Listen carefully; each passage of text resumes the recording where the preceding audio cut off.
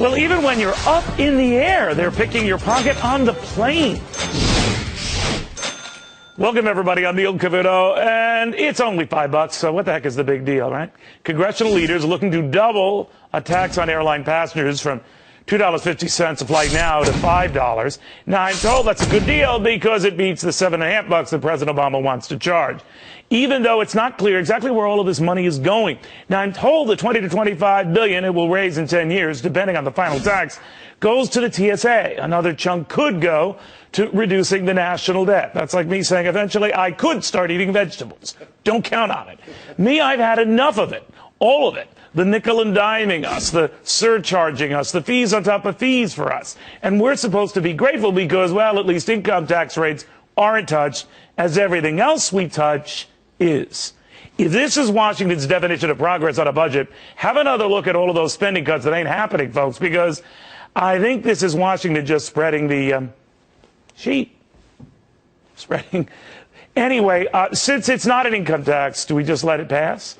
My panel says, no, this just doesn't fly. With me now, Jamie Weinstein, Steve Ellis. All right, Jamie, to you on this.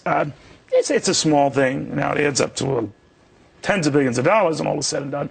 So let it fly. Let it fly. Let it go. Well, if you actually look at all the taxes that are airline ticket, when you buy a ticket, it could be as much as 30% of the ticket. Let's say you had a $250 domestic flight, $50 of that or more could be a tax of some sort or a fee, as it is in this case, which is really essentially a tax on airline travelers. At the end of the day, what strikes me is that this is just so small ball. You have these two budget committee chairs coming together, and this is what they're coming up with. When we have $80 trillion in unfunded liabilities, you know, they're talking about $18 billion maybe going to pay down the debt over 10 years, $18 billion. There's a, as I said, $80 trillion in unfunded liabilities. Yeah. It's nothing. Not even a rounding error on a rounding error. But, Steve, what amazes me is I can remember when they wanted to do transaction fee charges of, when on Wall Street, a penny in on a sale and then a penny in on a buy. And we were talking about hundreds of millions of dollars over the course of time for the government from Wall Street. So these little things add up, but we barely pay attention because we're focused on income tax rates, leave those alone, and we're not realizing we're being zoomed in another way.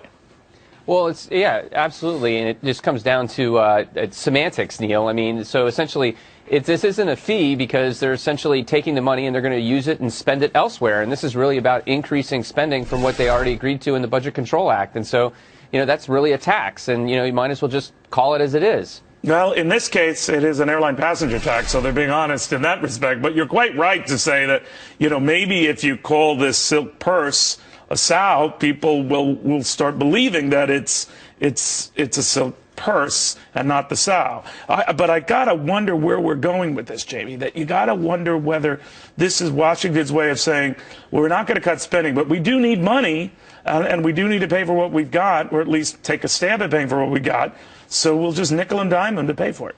Well, I think the airline focusing on is just silly. It's a way, I think, to placate the Democrats in this case, to show that you're raising taxes in some way and in a way placate some What Republicans. are Republicans getting in return? I don't think very much. And the only thing they're getting, and I'll say the only benefit of this is I'm a defense hawk. If you can get the sequester off the Defense Department, which took a disproportionate share in the sequester, that may be a good thing in the long run. But in terms of fixing our long-term fiscal picture, this does zero. It's a rounding error, as you said, and there's nothing to do there. And that's, in my mind, the greatest domestic challenge to the United States. Steve, is it me, or are they far more creative coming up with ways of getting money than cutting money? My hat's off to them, but I mean, they save that creativity for getting our cash, not saving us cash. Right. Well, and there's lots of places to cut in government, and it includes even in the Defense Department. There are things that are wasteful weapon systems and other issues that can be actually cut and save the money and do it in a responsible manner rather than these sort of gimmicks like this. Or also they're talking about selling wireless spectrum, and they're talking about So why did the government, why did Republicans in particular fall like cheap suits on this, Steve? I mean, that seems to be the case.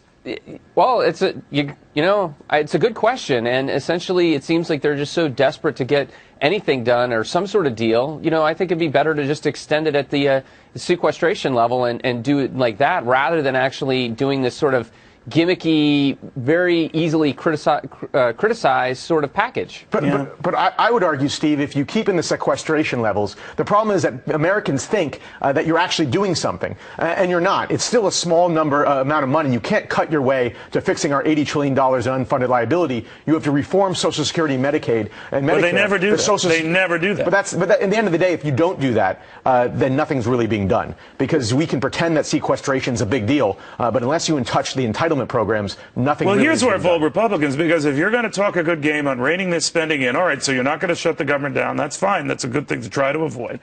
But it seems like you've just given up the fight. Now, I'm told a lot of Republicans tell me we're just sort of keeping our powder dry for 2014 and beyond. We think we have a good shot at picking up the Senate and maybe pave the way to pick up the presidency in 2016. But that's sort of like big time rolling the dice, isn't it? Well, not only is it big time rolling the dice, Neil, but it's sort of like, just trust us, we'll take care of it in the future. And you hear that from politicians a lot. And it's even in this case where you're talking about 10 years of offsets for a couple years or a year of spending. And so, and I completely agree with Jamie's point. I mean, we obviously have to tackle entitlements and those long-term liabilities. We absolutely have to tackle tax reform as well, and and do some cuts within the